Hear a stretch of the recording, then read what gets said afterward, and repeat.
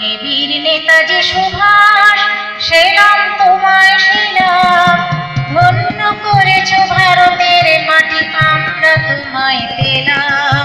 হে বীর নেতাজি সুভাষ, সে নাম তোমায় শিলাম, ধন্য করেছ ভারতের মাটি, আমরা তোমায় পেলাম। ধন্য করেছ ভারতের মাটি, আমরা তোমায় পেলাম।